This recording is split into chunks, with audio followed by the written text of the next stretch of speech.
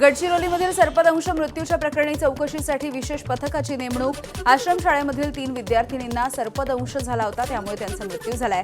संबंधित आश्रमशाळा ही काँग्रेसच्या माजी खासदारांची असून मुलगा काँग्रेसचे विद्यमान जिल्हाध्यक्ष आहेत। अहिल्यानगर शहरामधल्या बाजारपेठा आजपासून पुन्हा एकदा सुरू झाल्यात। बाजारपेठेमध्ये नागरिकांची गर्दी। मनपा कंत्राटी कर्मचारी धीरज परदेशी यांच्या हत्येमुळे शहरामध्ये गेले काही दिवस तणावाचं वातावरण होतं। काल शहर बंदची हाक देण्यात आली होती। धाराशिवमध्ये युवा मोर्चाच्या जिल्हाध्यक्षपदावरून राहुल काकडे यांची उचलबांगडी। गणेश इंगळे यांची नियुक्ती। आमदार राणा जगजितसिंह पाटील यांचे पुत्र मल्हार पाटील यांचे भावी खासदार असे बॅनर लावण्यात आले। यावरून कारवाई केल्याची राजकीय वर्तुळात चर्चा आहे। अण्णासाहेब पाटील आर्थिक विकास महामंडळाचे व्यवस्थापकीय संचालक विजयसिंह देशमुख यांची पदावरून उचलबांगडी। त्यांच्या जागी अविनाश रणखाम यांची नियुक्ती। मराठा समाजामधील उद्योजकांच्या नाराजीची मुख्यमंत्र्यांनी दखल घेतली आहे। बुलढाणा जिल्ह्यामध्ये संग्रामपूर तालुक्यातील करमोड्याचे सरपंच दीपक उगले यांची गळफास घेऊन आत्महत्या। विरोधक धमकी आणि त्रास देत असल्याचा आरोप करून आयुष्य संपवण्यात आलंय। आत्महत्येपूर्वी व्हिडिओ तयार करून सोशल मीडियावरती पोस्ट करण्यात आला। नांदेडमध्ये उभारण्यात येणाऱ्या हेलिकॉप्टर प्रकल्पावरून राजकीय वातावरण तापलं। उद्योगमंत्री उदय सामंत यांनी प्रकल्पाविषयी माहिती घेऊन सांगतो असं विधान केलंय, तर मुख्यमंत्र्यांनी सामंजस्य करार केला। तेव्हा उद्योगमंत्री उदय सामंतही उपस्थित होते। भाजपचे खासदार अशोक चव्हाण यांची माहिती। एनडीएच्या खासदारांचा संसदेवरती मार्च। रांचीमध्ये आंदोलक विद्यार्थ्यांवरच्या लाठीमारावरती चर्चा होण्याची मागणी। अमित शहांच्या निवेदनावेळी विरोधकांनी पळून जाऊ नये, एनडीएच्या खासदारांचं आवाहन।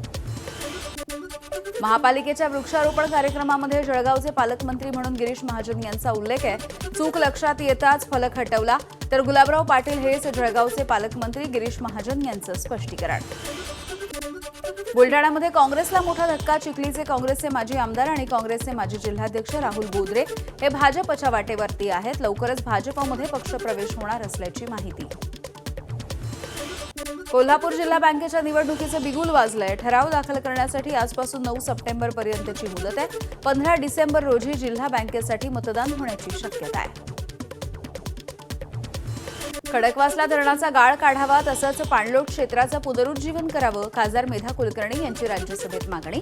धरणामध्ये मोठ्या प्रमाणावरती गाळ साचल्यामुळे मूळ साठवण क्षमता निम्म्यापेक्षा कमी झाली आहे।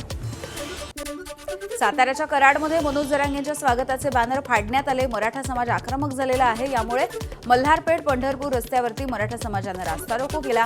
शामगाव घाट ते मसूर मार्गावरती उभारण्यात आलेले बॅनर हे अज्ञातांनी फाडले आहेत। आक्षेपार्ह व्हिडिओ व्हायरल करण्याची धमकी देऊन 14 वर्षाच्या मुलीवरती अत्याचार केल्याची घटना मीरा भाईंदरमधल्या काशीमीरा परिसरामध्ये घडली आहे। या प्रकरणी पोलिसांनी 6 जणांवरती पोक्सोच्या अंतर्गत गुन्हा दाखल केला। 2 जणांना अटक झाली आहे। 4 आरोपींचा शोध सुरू आहे। वाशिममधल्या मंगरुळपीर शहरामध्ये राशीदनगर परिसरामध्ये घरावरती सशस्त्र दरोडा। प्रतिकार करणाऱ्या 36 वर्षाच्या तरुणावरती चाकून हल्ला। 5 लाख रोख रकमेसह सोन्याच्या दागिन्यांची लूट झालेली आहे। पोलिसांकडून दरोडेखोरांचा शोध सुरू आहे। जळगाव जिल्ह्यामध्ये यावल पोलिसांची गावठी दारू विरुद्ध वॉशआउट मोहीम। तापी नदीच्या काठी असलेल्या गावठी दारूच्या भट्ट्या नष्ट। पिंपरीमधील 3 विरोधात गुन्हा दाखल। मध्य प्रदेशातल्या बालाघाट पोलिसांची जुगाऱ्यांवरती कारवाई। खुरसोडी परिसरामध्ये केलेल्या या कारवाईमध्ये 14 जणांना ताब्यात घेण्यात आलं। यापैकी 13 जण महाराष्ट्रातल्या गोंदिया जिल्ह्यातल्या सावरी गावचे आहेत। पोलिसांकडून 38 लाखांचा मुद्देमाल जप्त करण्यात आला। नंदुरबारमधल्या सातपुड्यातल्या दुर्गम भागामध्ये आजही रस्त्यांची दुरावस्था आहे। ग्रामस्थांना जीवघेणा प्रवास करावा लागतो। 10 गावांना जोडणाऱ्या मोलगीपासून मनीबेलीपर्यंत जाणाऱ्या रस्त्याची चाळण झाली। जिल्हाधिकाऱ्यांनी पाहणी करूनही रस्त्याची अद्यापही दुरुस्ती झालेली नाही। नागरिकांनी संताप व्यक्त केला आहे।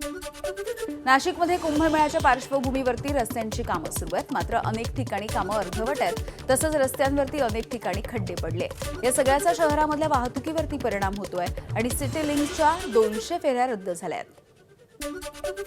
नाशिकमध्ये 4 महिन्यांपूर्वी बांधण्यात आलेला सिमेंटचा रस्ता खोदण्यात आलेला आहे। नवीन रस्ता खोदल्यामुळे नगरसेवकांनी प्रशासनाला जाब विचारला। सीसीटीव्ही कॅमेऱ्यांच्या कामांसाठी हा रस्ता खोदल्याची माहिती आहे। मुंबई गोवा महामार्गावरच्या कर्नाळा किंडीमध्ये उभारण्यात आलेला मंकी पूल हा कोसळला। माकडांना सुरक्षित ये जा करण्यासाठी हा पूल बांधण्यात आला होता। पूल कोसळल्यामुळे वाहतुकीचा वेग देखील मंदावलाय।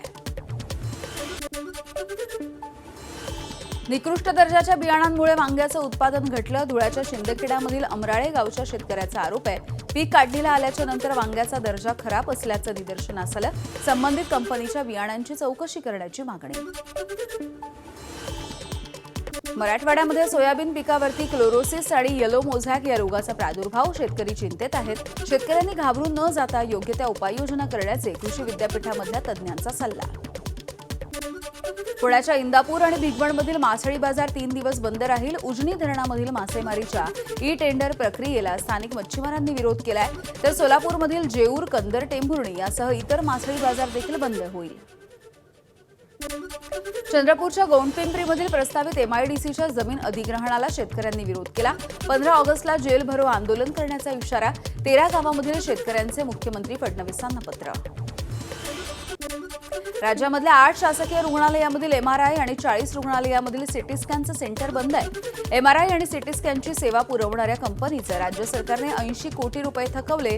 त्यामुळे कंपनीनं सेवा बंद केली आणि रुग्णांचे मात्र हाल होत आहेत.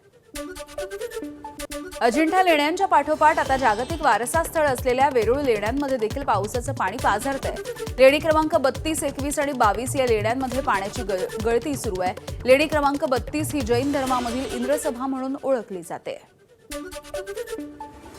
दापोलीच्या मुरुड, कर्दे आणि लाडघर समुद्रकिनारा हा प्लास्टिकच्या प्रदूषणाच्या विळख्यात आहे. हजारो पर्यटकांचं आकर्षण असलेले समुद्रकिनारे कचऱ्यामुळे विद्रूप दिसू लागले आहेत. कर्देचे सरपंच सचिन तोडकर यांनी प्रशासनाकडे चौकशी आणि तातडीच्या स्वच्छतेची मागणी केली.